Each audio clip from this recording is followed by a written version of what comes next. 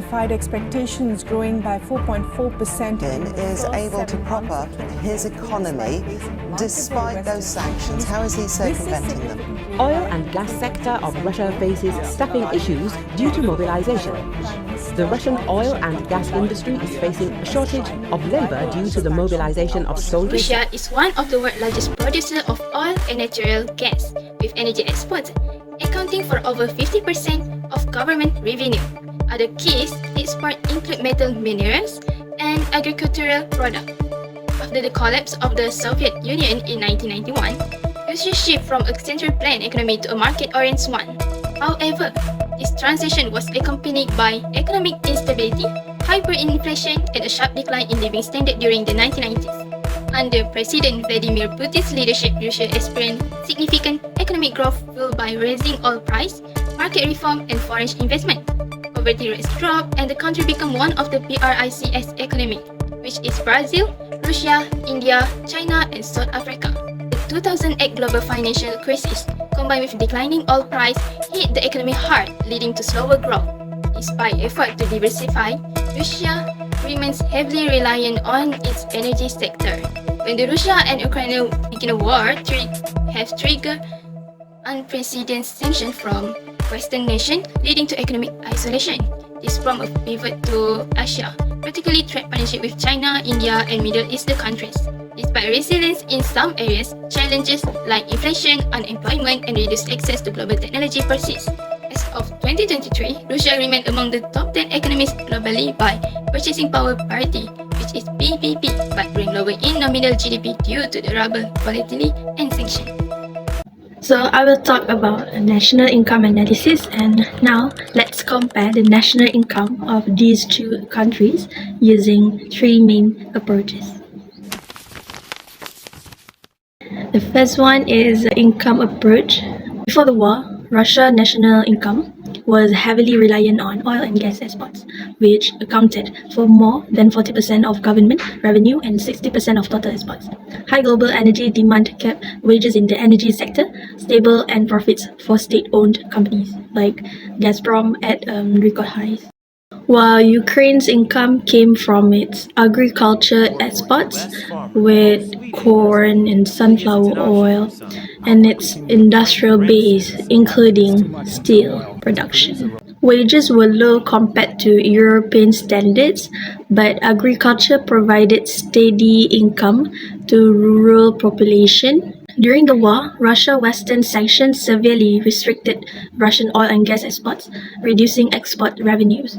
Many multinational companies exited Russia, leading to job losses and a decline in corporate profits.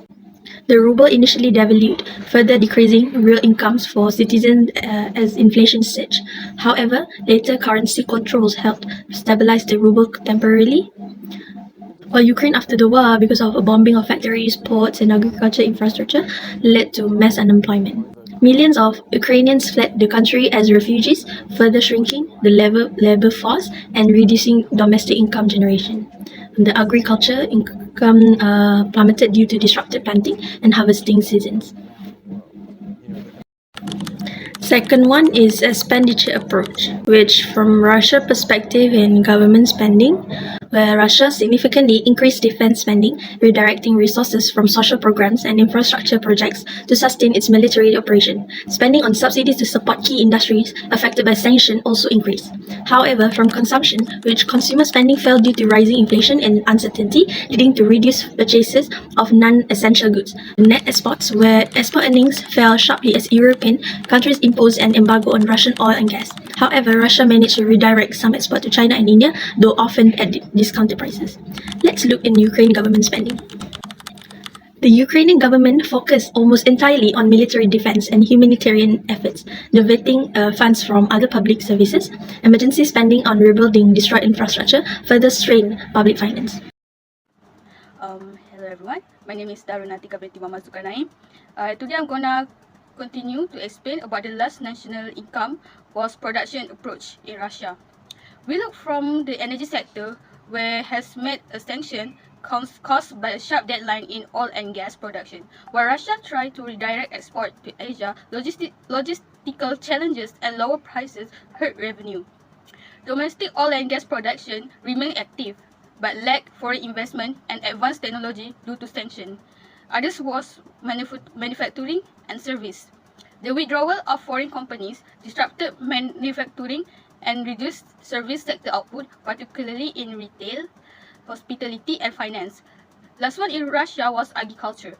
Agriculture faced reduced output due to difficulties in importing machinery and fertilizers, coupled with labor shortage.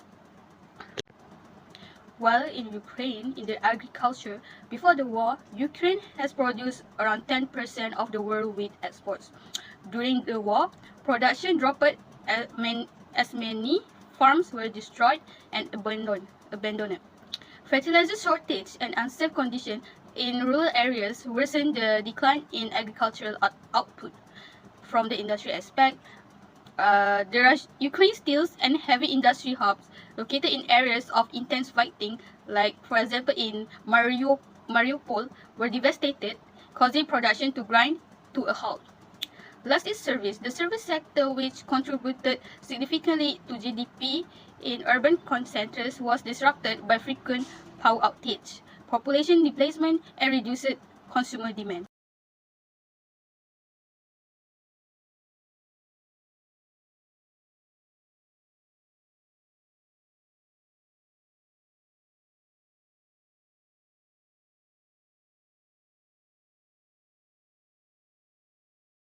In conclusion, the Russian economy has several tools at its disposal to tackle the pressing issues of inflation and unemployment, with monetary policy being one of the most effective and straightforward instruments. Expansionary monetary policies, which focus on increasing the money supply, can drive economic growth by encouraging higher consumer spending and boosting business investment. This in turn can help reduce unemployment rates by enabling businesses to expand and hire more workers.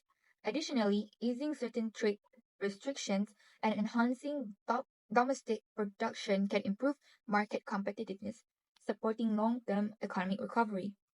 However, these policies are not without their challenges. While expansionary measures can stimulate growth, contractionary monetary policies may be needed to combat high inflation. Striking the right balance between these two approaches is crucial as the Russian economy also faces structural challenges such as low GDP growth, international sanctions, and heavy dependence on oil and gas export. Nonetheless, a combination of these monetary tools alongside structural reforms can offer a comprehensive approach to reinvigorating the economy, improving its resilience, and fostering sustainable growth in future.